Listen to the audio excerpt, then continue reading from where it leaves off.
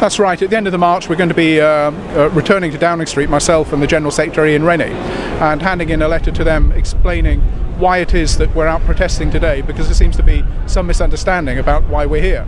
And we hope that David Cameron will take cognizance of what we say. We are the professionals in the service that protects the public, and the first responsibility of any government is to protect its citizens, and we feel that that's been put at risk through these draconian cuts that are taking place in the police service. And what we find extraordinary as well is that the government have had choices. They've chosen to cut the police by 20% and more.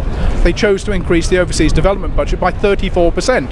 That's going to be a bigger budget than the police service by the end of this 4 years of comprehensive spending review.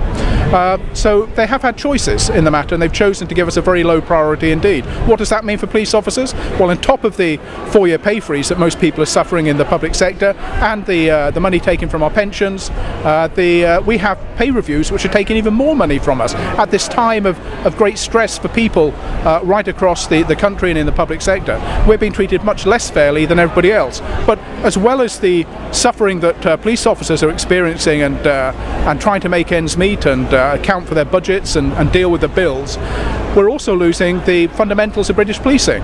The bedrock of British policing is the office of constable, and that's under threat through some of these reforms. It's got nothing to do with money. And we're also seeing great tranches of the police service privatised.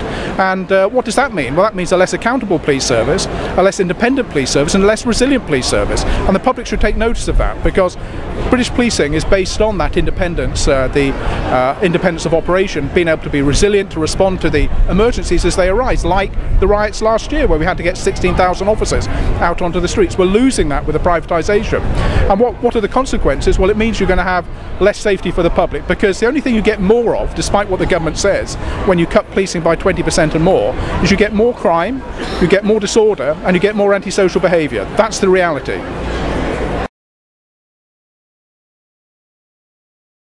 Yes, we were very open with the Home Secretary. We offered a hand to her to say we are the professionals, we are the voice of the service, we are appointed by statute to represent the views of officers across the country, and we wanted to help. We recognised they had a difficult task in hand, dealing with what they had to get on with, and to see effectively them disregard what we're saying and stick to their theoretical and ideological positions, even when reality stares them in the face like the riots last year, is something that we're astonished at. There is still time, and our message today is enough is enough.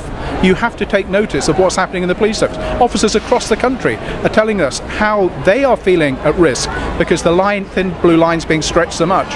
We've heard from government that the front line wouldn't be affected. Never be affected, we're told, and yet already in the first year of 4 years of cuts, over 5,000 officers have gone from the front line, not the back office or the middle office or any other office, from the front line.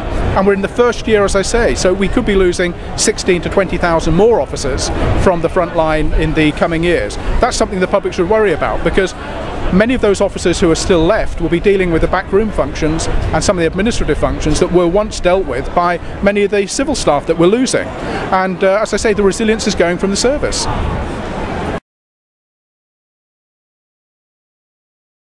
I mean, we're going to do our utmost to ensure the Olympics are safe. That's our duty, and there are two separate issues here. The police officers, myself included, are hugely dismayed by the reaction of the government and greatly disillusioned and demoralised personally by what's happening. But we still recognise we have a duty to try and protect the public, and that's what we will do our utmost to try and achieve. But at the same time, as you can see if you look around us today, there are huge numbers, including myself, of disillusioned people, disillusioned with a government that talks the talk but can't walk the walk, and that's something that is deeply frustrating for us.